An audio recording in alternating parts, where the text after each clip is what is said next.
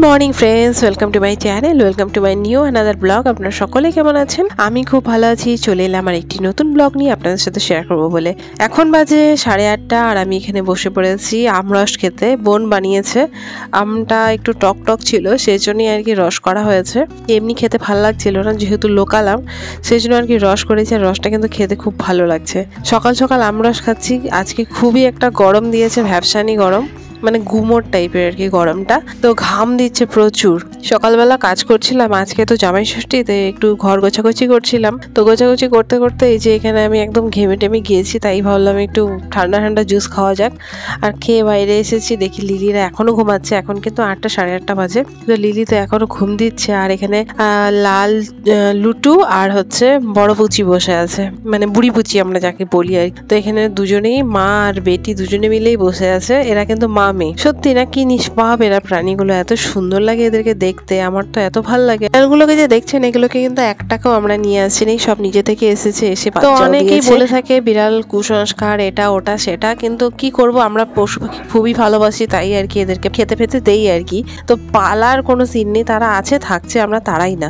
তো এই যে আমি এখন স্নান টান করে চলে এসেছি, এখন পুজো করব। আর আজকে যেহেতু ষষ্ঠী, তো ষষ্ঠী মাকে পুজো করা হবে, সেই জন্যই আর কি আমি এখানে সব কিছু রেডি করে নিব, আর পরে মা এসে পুজোটা করবে। আজকে হচ্ছে জামাই ষষ্ঠী স্পেশাল।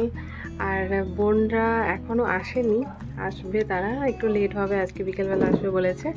আর নীল তো আসেনি, সেজন্যই আর কি। এই তো বাড়িতে মা পুজো টুজো করেছিলেন, আর পুজো করে তারপরে রান্নাবান্না হয়ে আছে সব। আর আমরা দুপুরবেলা খাওয়া দাওয়াটাও করে নিয়েছি। বোন এসেছিল ডিউটি থেকে, তো সেও খাওয়া দাওয়া করে চলে গেছে। আর মা ওই আর কি আমাদের ষষ্ঠীর মধ্যে যা জল টল দেওয়া হয়, তো সেটাই আর কি করে দিয়েছে আমাকে আর বোনকে।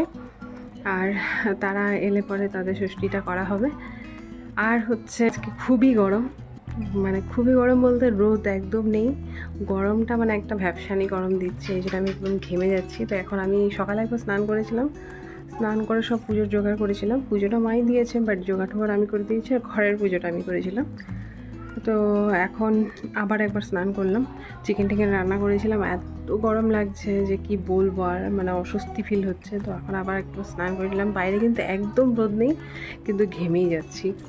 তো চুলটাও ধুয়েছিলাম, সেই জন্য চুলটাও ভেজা আছে, তো একটু শুকাবো। তো এই হচ্ছে, তো এই যে ঘরটা আমি একটু গুছিয়ে নিয়েছি। আমার বিছানাতে আজকে নতুন চাদর পেতেছি। চাদরটা কিনে এনেছিলাম, আমি পছন্দ করে কিনেছি। তো এই দেখুন চাদরটা কিন্তু আমি একটু ডার্ক কালারের কিনেছি। আমার এই কালারটা খুব ভালো লেগেছিলো, তো এরকম কালারের চাদর আমি সচরাচর কিনি না, কিনলে পিঙ্ক কালার কিনি। আমার পিঙ্কটা খুব ভালো লাগে, কিন্তু এই কালারটা ভালো লাগলো তাই আর কি নিলাম। এখন বাইরে চলে এসেছি, আর আপনাদেরকে দেখাবো বাইরের ওয়েদারটা। এখানে লিলি পরে পরে ঘুমাচ্ছে, তাকেও খুব গরম লাগছিল, আর ফ্যানটা চালু করে দিয়েছিলাম। তো দেখুন আকাশে কিন্তু একদম রোদ নেই, কিন্তু প্রচন্ড গুমোট একটা গরম, আর মেঘলাও করে রেখেছে, হয়তো সন্ধ্যায় বৃষ্টি হবে। সন্ধ্যা লাগতে এরা সবাই চলে এসেছে, আর মা সন্ধ্যা বাতি দিয়ে তারপরে এখানে বসেছে আর কি ষষ্ঠী করতে। আমরা সবাই বসে আছি।